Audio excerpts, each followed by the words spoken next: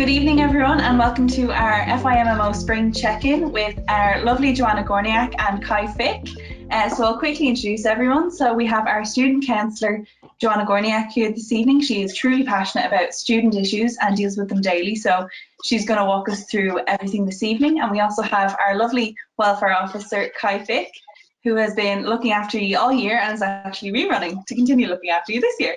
So yeah, I think we're starting off with an ASMR video this afternoon. And also Rebecca Roper is behind the scenes on tech this evening. Thank you, Rebecca. Just wanted to share that short, probably a bit strange video from Instagram. Yeah, I'm kind of glad I didn't wear headphones because even like without, I was like tingling. Oh yeah, yeah. So what is kind of ASMR? Like, what's the point of it, as it were? Like, how is it a method in self-care and therapy?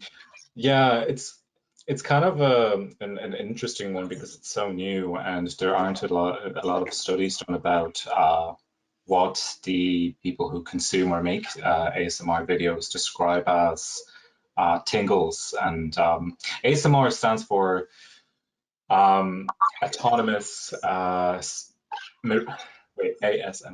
Autonomous sensory meridian response, which some people describe as tingles. It's like a feeling, like a sensory feeling going to the back of the from the back of the spine upwards, or it depends on people from what I've heard. But it's essentially something that is it's associated with a feeling of comfort or safety or like relaxing stimulation in a sense, which sounds a bit of like an oxymoron because you know, you don't, when you think about relaxation, you don't normally think about stimulating your mind. Yeah. That's why Joanna and I thought it would be a good idea to introduce something like this because it's quite a lot. If you've never listened to anything like it before, it's definitely an auditory experience. But I think that there was an observation that Joanna made when we were talking earlier today that it almost grounds a person by catching their attention and weirding them out and forcing them to focus on this video and be in the present. It's almost a shocking kind of thing for our sensory system. I know that a lot of people would be going to bed every day listening to this, and it actually relaxes them. So, you know. That's so interesting. Yeah, because even it is distracting because not only do you hear it and kind of see it, but you physically feel the tingles. So it's almost overwhelming. You're kind of like, oh, I can't escape it. So it would definitely be grounding, I'd say. It is a very in-the-body experience, and I think that that's what's so relaxing to it, that because it's taken our attention away from our minds to those sensational experiences. So we completely forget about what it was that we were thinking about a minute ago, or what we were worrying about or stressing about, or being concerned about. So in that sense, I think it does help people who are overloaded with anxiety or with anything else worrying or stressful in that moment. It does provide that sense of grounding and detachment.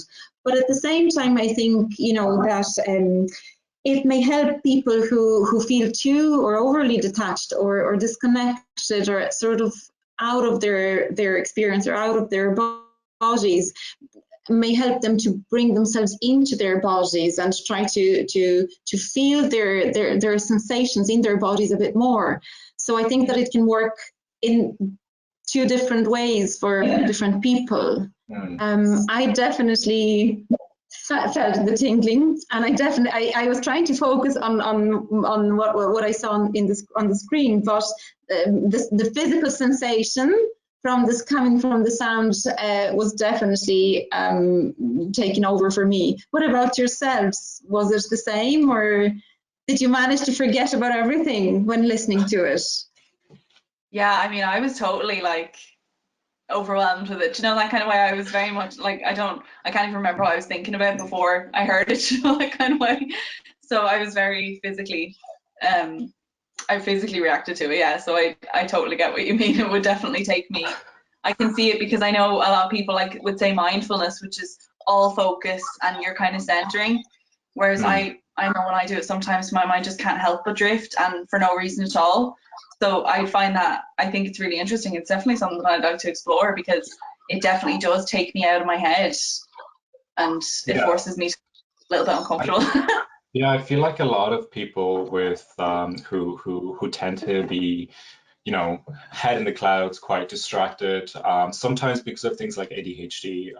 That's something that I'm familiar with.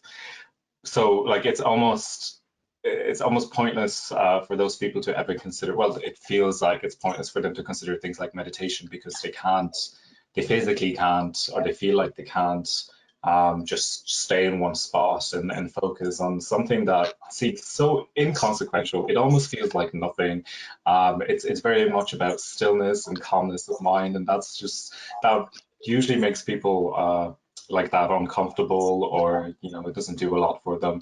So that's why I always suggest, you know, well, how about trying to stimulate yourself in order to calm yourself down? So basically distract yourself in a way that, you know, grabs your attention, but also there's nothing complex to it. You don't have to think about it, you just feel it.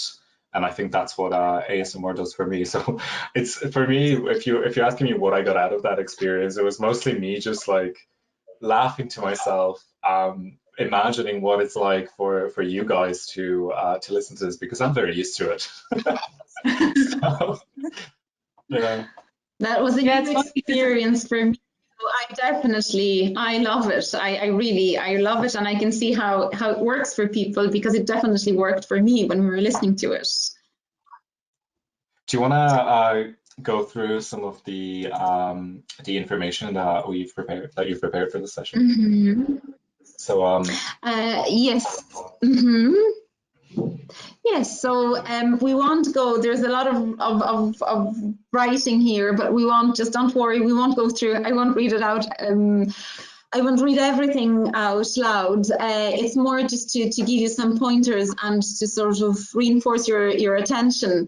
So the first slide, the main thing, I suppose for me, the main thing that I'd like to share is to remember a difference between anxiety as a reaction and anxiety as a state, because anxiety is a natural emotional state in response to challenges that we face in our lives. So in that sense, we need to feel anxious.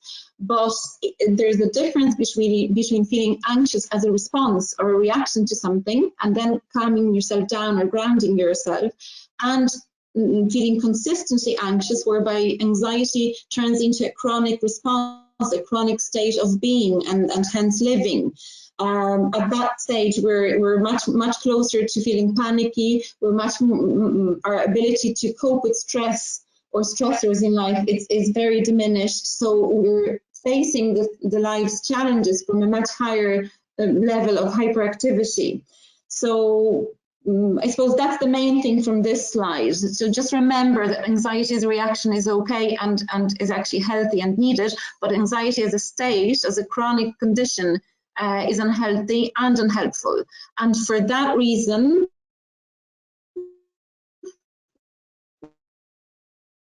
if it turns to being overly anxious for too long and too often, that's where grounding and calming yourself down comes into, those little breaks that rewire you to those moments between anxiety or between stress, like the what was it called? ASMR. Yeah. Meditation, or ASMR mindfulness, I would nearly call it. ASMR mindfulness. It was a perfect exercise for becoming mindful, because our senses, all of our senses in being mindful are brought into the here and now. Okay, don't forget your thoughts. Thank you, Kai, for keeping me on track and moving the slides and keeping me on time. We'll be discussing all these things in one shape or another anyway. But, it all kind of comes together, and it's yes. Don't forget about your thoughts. If we are overly anxious or overly anything emotional, we can act out based from the place of our emotions or emotional overwhelm, but we stop thinking. And once we stop to think, our ability to think, we can't see the bigger picture to the situation. We can't introduce we can't challenge whatever it is that we're feeling. We can't do anything. We're stuck in the situation.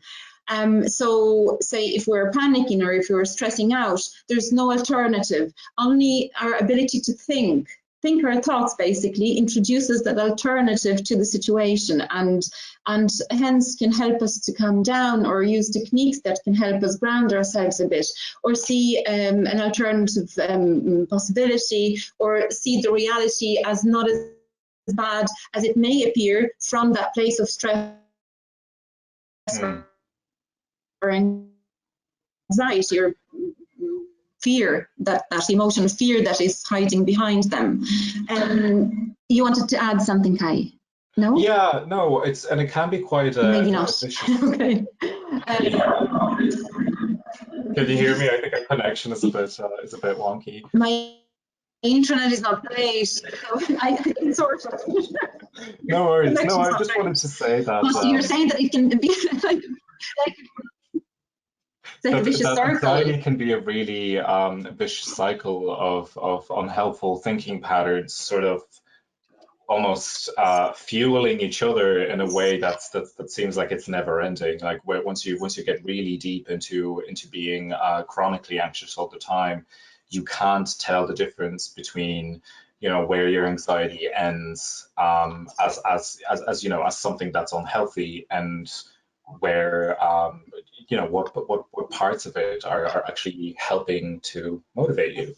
I find that it's quite difficult to be self-aware that it's happening. It's almost impossible without, you know, what we, I suppose, call mindfulness, or, you know, or forms of therapy for in that regard. But yeah, it can be quite overwhelming, and it's difficult to pinpoint, I'd say. So I suppose how do we, the question I'd ask is how can we start to notice these things, or get ourselves out of that cycle of thoughts of that we constantly try to rationalize our fears. We constantly try to tell ourselves that, you know, our reactions are valid, or our reactions are proportional to what's happening, but often they're not, and it's really difficult to find the space to finally feel safe and calm. So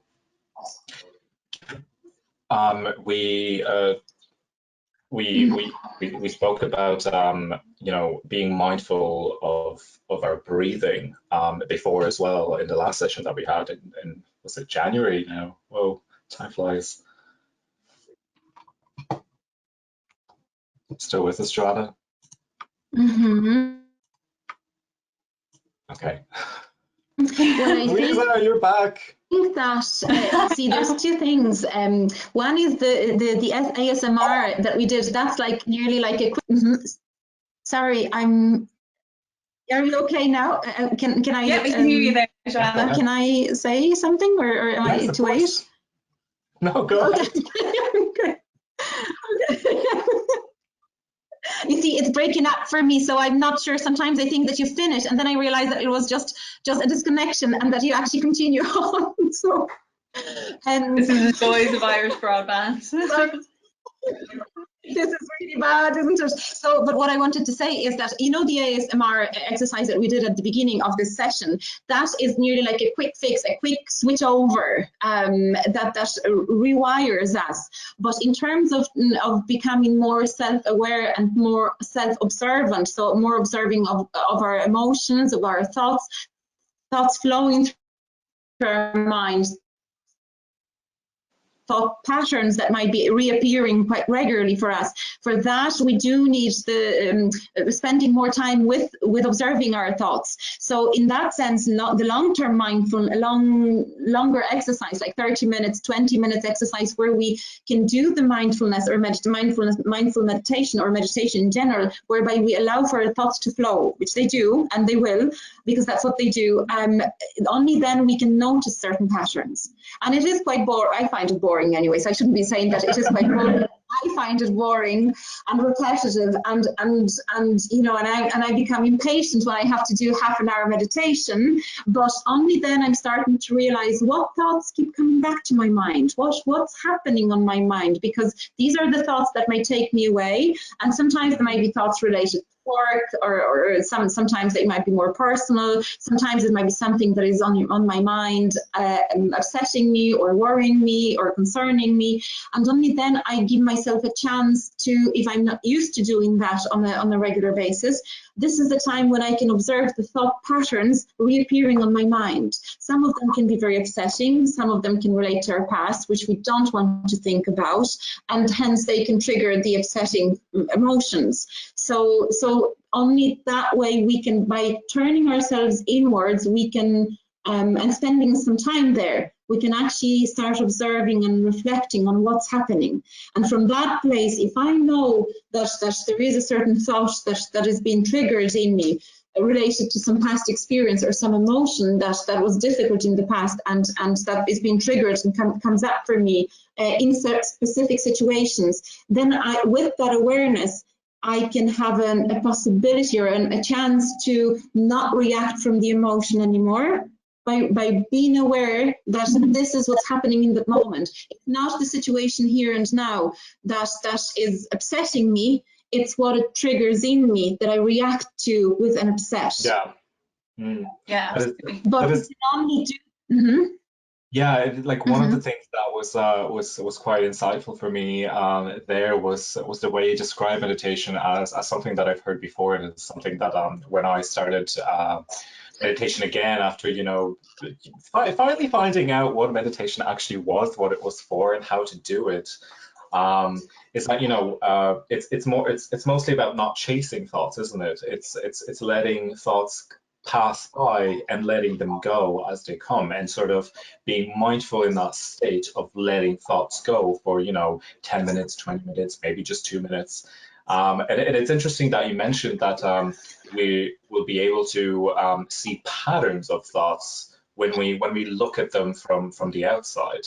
I feel like that's a quite a poetic way of thinking about it, because, you know, we're you know, as human beings that are just experiencing the world as we are, it's difficult to step back and, you know, look at things from an outside perspective, because it's kind of impossible for us, because, you know, we are in our minds. But yeah, I thought that was a very good point. Yeah, it is, because we are in our minds. Yeah, Louise, sorry, yes, Louisa. It is interesting to think, because it's the kind of habitual practice of doing it, because like I've tried mindfulness loads of times, and I kind of go okay, and I'd lie my back and do my bits and do my breathing, and then I go okay, well, I don't feel better immediately, so, and then, you know, that kind of way. So then when you do it a few times, you kind of go okay, well, these thoughts are coming up, this is the practice that I'm reaching towards, and I never thought about it like that, but it is absolutely true.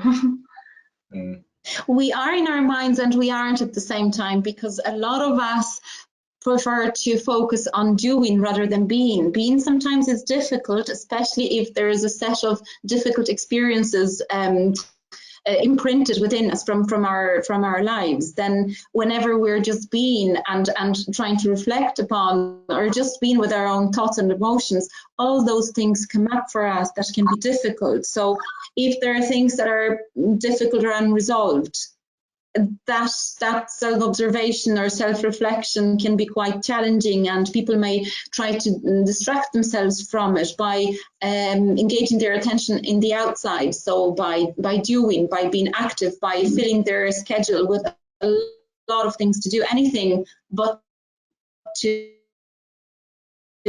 think or feel. So So it all depends on what's coming up for us. If there's a lot of and some people, if there's a lot of difficulties coming up for us, I think that it would be good to, we can't escape or from what's within us.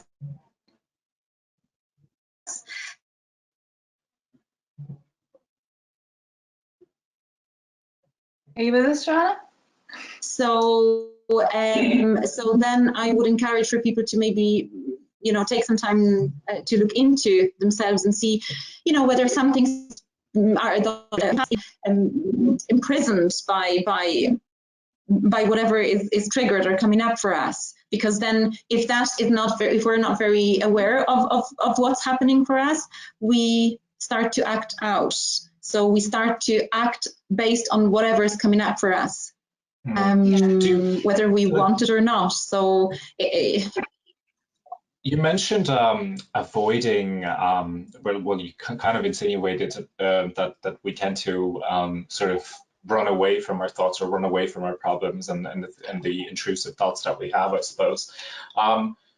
And I think that is true for a lot of people, although like I can't help but see the other side of it as well, where there's a lot of people, especially now during COVID, where everybody's home and they're stuck in the same four walls and all they have is their mind, and we sort of get into that habit of just overthinking things constantly, and then it gives us more anxiety, it makes us perform worse, and it's almost so freeing to just do something that requires our full focus, that isn't that consequential, it isn't that deep, it isn't it isn't doing a whole lot for our if we what I mean, like our mental health as a system of complex experiences and thoughts and trauma, but rather just take a break. For some people that could be something like a game of football. For other people, it's playing chess. For some people, it's, I don't know, video games, or like we mentioned, ASMR, I suppose. So, yeah, I very much think that we need to strike the balance somewhere, and that's difficult to do, because usually we like to go to the extremes one way or the other. Yeah, that is true. That I think it's quite hard, quite hard in general to find the balance in tolerating the extremes, as opposed to the more we can stay in the middle and tolerate that flow in between, and whatever emotions come up within that middle or around that middle, the lesser we have to, or we feel that we have to jump between the extremes. Because, well, life isn't black and white, life is grey, but the greyness sometimes can be very ambiguous, uncertain, so very hard to tolerate. Yeah, that's true. Yeah, that's a very good observation, actually. Absolutely, yeah. Just before we go into the key points, would you like to do just a little breathing exercise, just to? Yeah, we should probably go back here. We wanted to do that a bit earlier, but we actually got into quite interesting conversation. Well, a quick breathing exercise that we can do hundreds of times a day if we want to, everywhere, is to take everything that's highlighted in yellow, basically. So you breathe in through your nose for 4 and count to 4. You can count to 6 if you have the lungs capacity, or you can count to 3 if you like. Hold the breath in for 2 seconds and then release the breath through your mouth, counting to 6 or 5 or 4, whichever is whichever you're able to. So we can maybe try it now. Just okay, so we're breathing and I'll be counting. Okay, so 1, 2, 3, Kai, breathe in, 4, don't be smiling, hold it 1, 2, and release 1, 2, 3, 4, 5. So it's a very simple exercise, but what's important here is when you're breathing in, you're breathing with your tummy and not with your chest. So you expand you literally push your tummy out as if you were blowing a balloon when you're breathing in, but your chest stays still, okay? You don't expand your chest. So the chest breathing is more of a shallow breathing, And the abdominal breathing is more deep breathing. And it's also important from the point of view that after our brain, our abdominal area is the second area in our body with the largest number of neuronal connections. So you know that gut feeling that we sometimes get, that sort of instinct or whatever it is, that we feel it all in our tummies. We have that gut feeling. It is there for a reason, because of so many connections. So it's the tummy that we're trying to work with to relax the body, not the chest, okay? So we're expanding our tummy and not the chest. And we can do it anytime we like. And also by counting, we're slowing down the breath. And also so becoming mindful again. We're focusing on what's happening in the moment, because we have to count and follow those three motions: breathing in, expanding your abdominal area, and counting. And then counting when holding and counting when breathing out.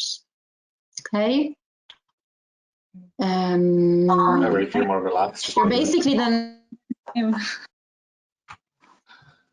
feel kind of loose. You're basically stopping you're focusing, you're using your cognition and control, or your frontal cortex, to be more in control of your body, as opposed to your limbic system, which is responsible for that fight and flight response.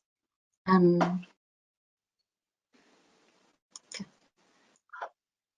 think we can move on.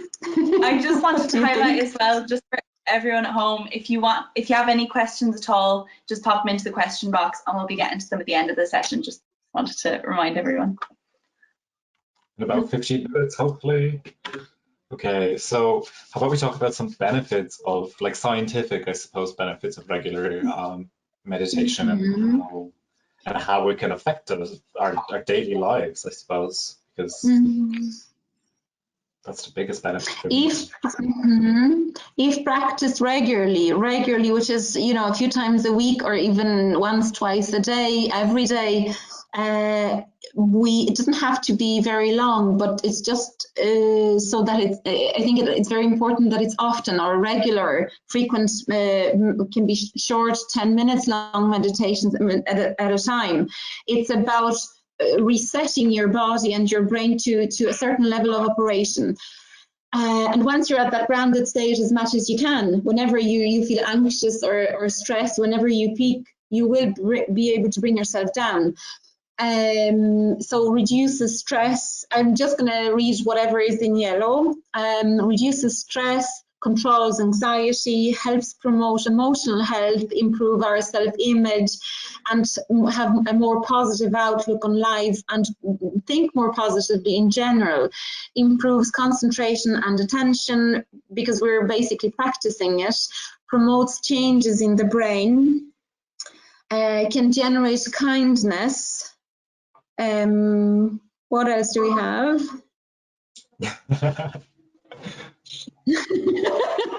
I'm moving ahead. The internet. Improves sleep, helps control the pain. We can't not feel the pain, but it can definitely help with chronic pain. It just helps us cope with it. And can decrease blood pressure, has an effect on stress hormones in the body, on the release of stress hormones in the body. So if practiced regularly, it can have a lot of benefits. And you can meditate anywhere. You can meditate going for a walk. I went over to Tesco in Honey Park today from IDT. So it was about 20 minutes walk overall. And I listened to a meditation on my way over and back. So anytime, anywhere is good. And it does really rewire your thinking. I did it before our meeting today, Kai and Lisa. Yeah, I think that's such a good idea. The weather was lovely, so and I loved it. It is, and so anytime you can introduce it, but you see at this stage I just introduce it so easily to my life because I do it practically every day, and I do feel the benefits, you know, I really do. But you can't do it once in a while and then expect big results. It's not going to happen. It has to be something, for anything to work, it has to be repeated consistently enough to turn into a habit, to be turned into a habit. Absolutely, and I think even that in itself is beneficial to your mind space, because like even when you don't have a routine, like jeepers during COVID, I don't know if anyone has a routine, but even if you have a small, yeah, genuinely, even if you have a small one, like, right, I do yoga for 10 minutes in the day, or I go to the shop at this certain time. If you have something definite in your day, okay, I have to get up because I have to go to the post office, I have to get up because I have to walk the dog, you know, it sets something to go, okay, well, it's a marker for time as well, you know, because time's a little bit of an illusion these days as well. But yeah, I think that's great because it's something to have on your to-do list that you can tick at the end of the day and go, okay, well, I did that today, you know, that kind of way, which I think is really beneficial, because I definitely find that kind of thing really helpful to my head, like. Yeah, you raise an interesting point, because that still goes back to that sort of like vortex of thoughts that our brains bombard us with every day. And I feel like, especially now during COVID, I don't know, like that's just what I've gathered from people around. It almost feels like we're wasting a lot of time just thinking about things that are inconsequential to our lives at present, and they're mostly worries, or they're unrealized expectations or goals that we had for this year, but unfortunately we were unable to fulfill because of the current situation. And it sets us back. We almost need things to, well, we need things to ground us throughout our day, so we can feel like some certain level of agency over our lives, and just to stop and just feel at ease a little bit more, that things are okay in the present as they are, and we don't always have to be going 200 miles per hour in our brains thinking about everything that's going to happen in the near future. And it becomes very overwhelming, and I feel like students have absolutely felt that this year more than I remember feeling it myself.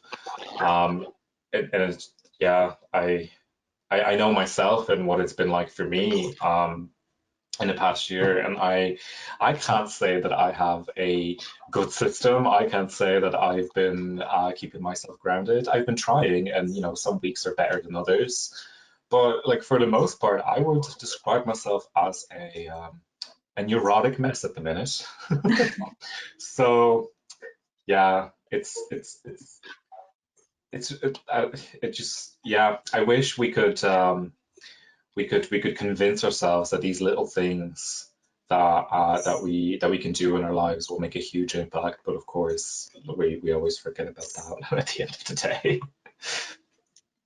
But that's it, absolutely, like, because I think it's so important to, sorry Joanna, going across you there, I think it's so important to acknowledge that nobody's perfect, and that we do all, especially it's totally enhanced during these times, because everyone says like happy weekend, and you're going, well, what's so different about the weekend, that kind of way. It's hard it's become even harder. And even I remember, like yourself, Kai, as a student, losing motivation and losing just my head sometimes, and just really struggling with it. But I think it's so important to remember that small steps like this help us to achieve, like, jeepers, some days just drinking your daily recommended amount of water in a day, you're going, gee, I did that, I drank the water, I did the thing. And then the next day you're able to walk the dog, and the next day you don't want to get out of bed, but then you drink your water again. I think it's small champions, especially for students, when you're giving yourself to your course and you're giving yourself to your work and you're really just trudging through the mud with it. I think small champions are what we just need to hold on to, like those habits, because it just kind of, it takes the day, it makes it go by, that kind of way. Just some level of normalcy. And the more we... Go ahead, Joanna. No, just to add that the more we achieve those little things, the more we master those little things, the more if there is an accumulation of little things, the little things become a big thing. Our life becomes a big thing. So, but if we don't start with the little things, we can't accumulate that experience and that sense of satisfaction and mastery that this will build in us over time. But also I wanted to say in relation to what Kai said that, you know, it's not about not being a mess. Everyone's a mess. You know, if someone tells me that they're not, I won't believe, you know, I'll worry. I'm a mess, but I'm trying to master it, you know, and the way we are trying to get out of bed in the mornings when we don't feel like it, that, you know, there's a lot of micro struggles in life, and sometimes they're macro on a macro level, but life in general requires a lot of effort. So it's not about things not being difficult, because things by nature will be challenging and difficult. It's about being aware of what that triggers in us, where we're at with it, what's happening, realizing that we don't really have control over a lot of things. And at the same time, we don't have to. I think that that's quite difficult, because that creates a sense of uncertainty, which is very uncomfortable. But if we can accept that and just do what we can, what's within our capacity, and have that little sense of maybe hope or trust, and if we're losing that, then try to maybe rewire that, or sort of review our goals. I'm looking for a word now that I've lost. I have that a lot, don't worry. And I can't retrieve it. And it's motivate ourselves. That's the word I was looking. I knew that it started with M, but I couldn't remember what it was. Motivate ourselves. Sometimes we lose motivation, and that's okay. So find your little ways of bringing yourself back, or listen to a motivational talk or something inspiring. You can have inspiring set of pictures on your computer, something that brings you back, that rewires you, that helps you. Help yourself being helped, if that makes sense. Yeah, I think you strung on a very important point there as well about not being in control and not having to be in control. I think that's a hard pill to swallow for a lot of people, especially when, you know, our society values ambition, and it values pushing yourself and challenging yourself and reaching new heights, and it's very easy to become, you know, very obsessed about having an influence on every aspect of your life, which, you know, tends to burn people out.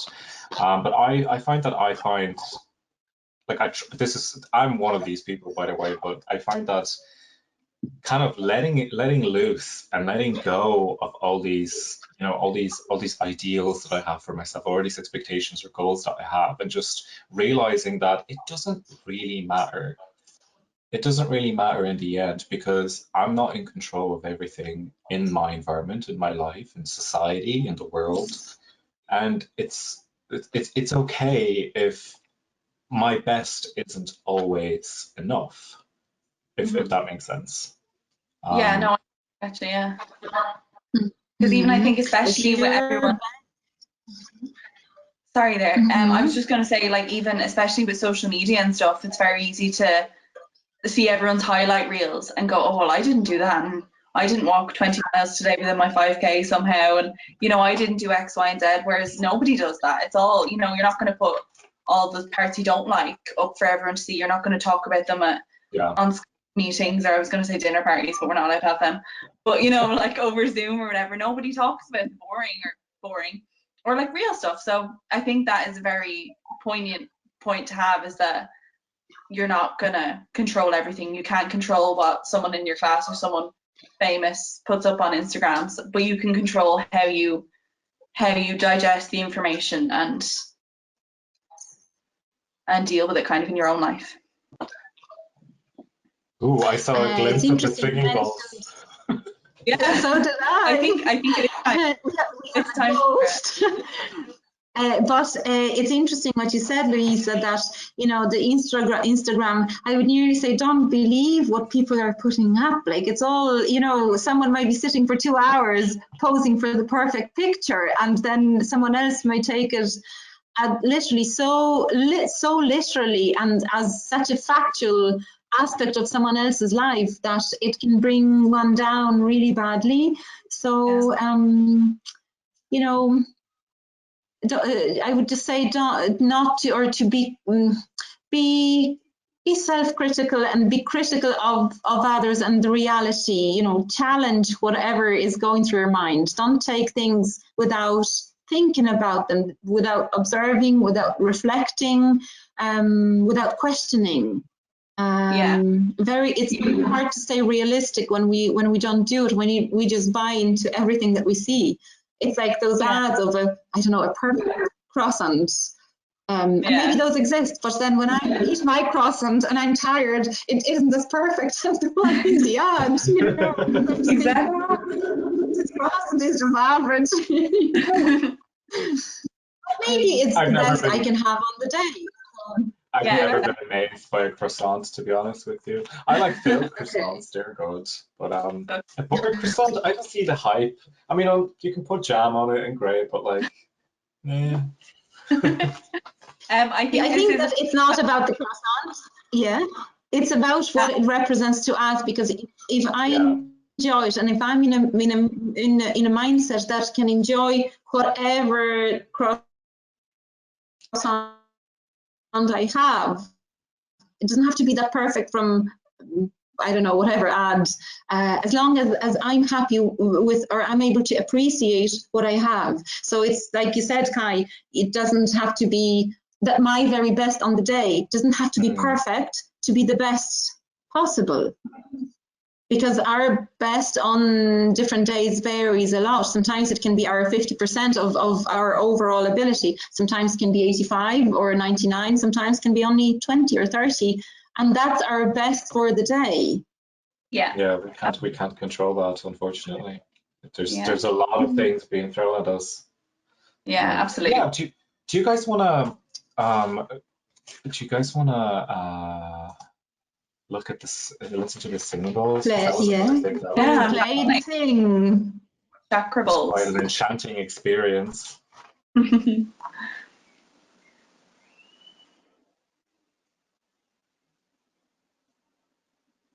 Takes about a minute to really get going, doesn't it? It does. We have to just wait in silence. Unfortunately. Hard to do that, isn't it? just to explain ourselves, we're not playing this little text part, you know, because we like to, is because the platform makes it really difficult to skip ahead, or almost impossible, or just borderline impossible. So there's a bit of an introduction to this. It's a singing bowl meditation. But there's actually very interesting studies when it comes to you know, vibrations and sounds and things affecting our psyche. So enjoy. It probably has a similar effect to the ASMR with how it works with our. Oh, I got all tingly there, especially when he started. The second So bowl did is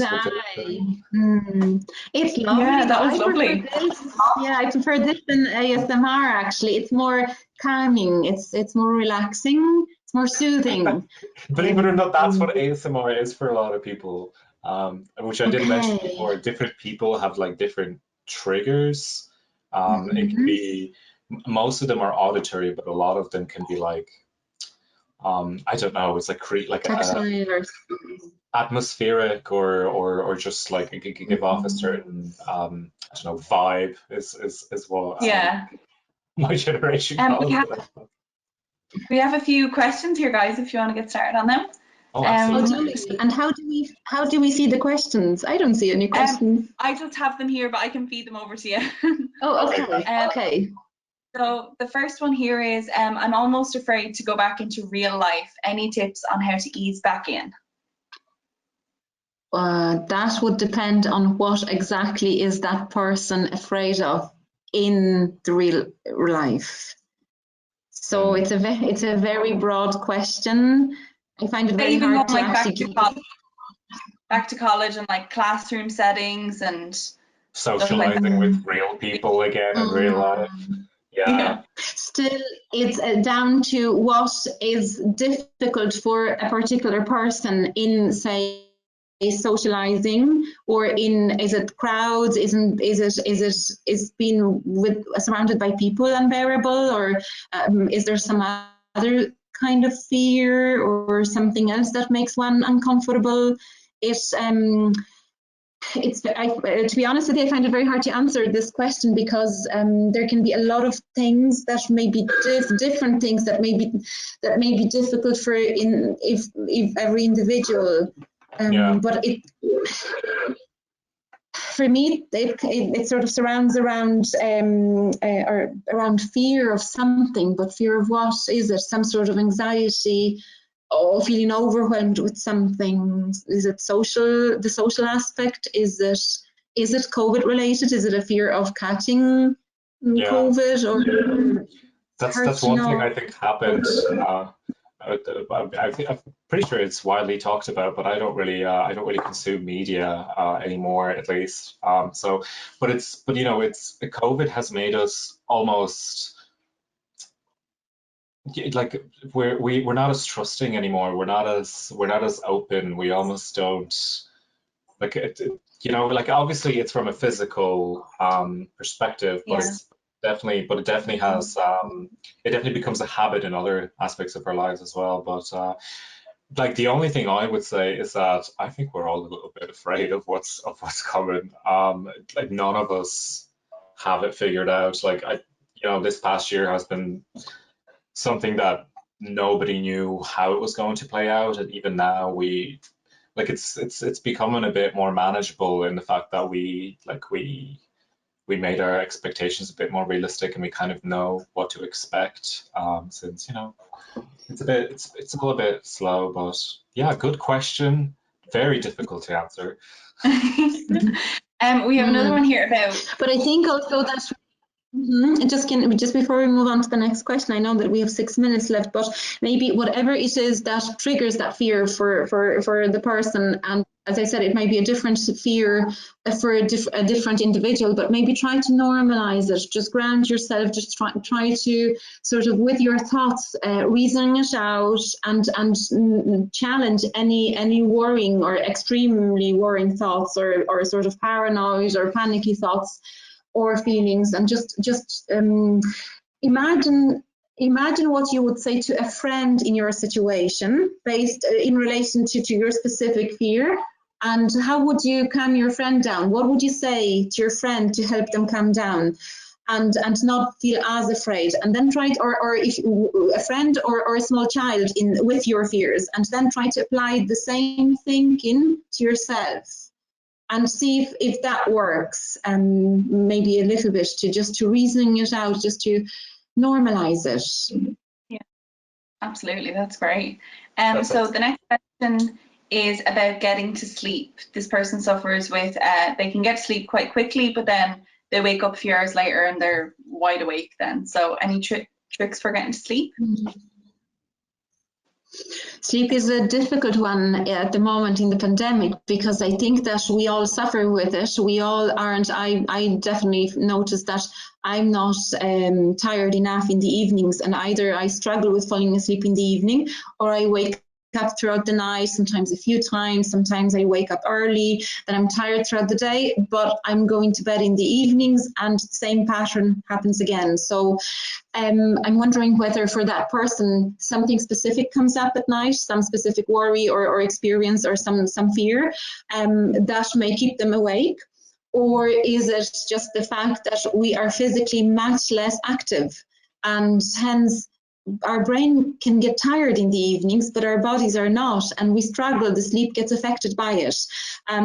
So it could be either of those for that person.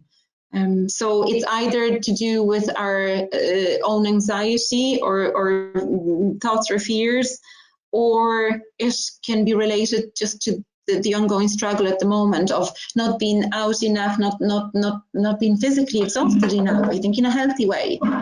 Yeah, I think we exhaust ourselves an awful lot mentally, you know, in the past year especially, but not enough you know, physical exertion goes on at the moment, and it's difficult for people to have routines, to, you know, go outside and go cycling or go running, or, you know, gyms are closed. That's difficult for a lot of people who use gyms as a motivator, because, you know, it was a social space where people did a similar thing, and that's easier to do.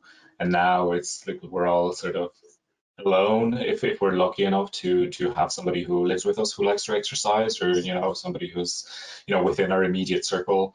That's great. But I think for me, I started skating recently with my friend, rollerblading actually, and it's something that's really embarrassing and humiliating, because I haven't done it since I was a child. I'm really bad. She's really bad. She's actually gotten better than me, which she has more stamina than me now, which has never happened before. And I just, you know, but it's good that my stamina is so bad, because I went to sleep like no other day.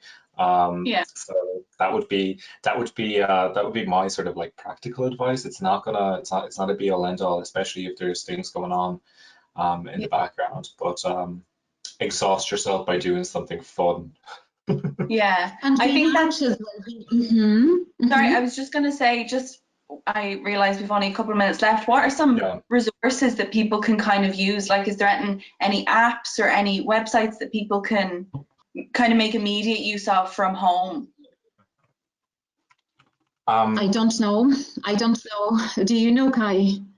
Well, the only thing, any apps? Yeah, apps are a bit difficult, because like the apps that I would have come across in the past would have been like very specific and niche. So it's not like, you know, like I could suggest one for you know, stimulating for people with ADHD. I could suggest one for people who have trouble, you know, binge drinking alcohol. But like, there's no one that like it helps you with what we're talking about, like having that routine. And like, I don't know of one. Like, the only ones I use personally are like I like to see how many steps I do a day.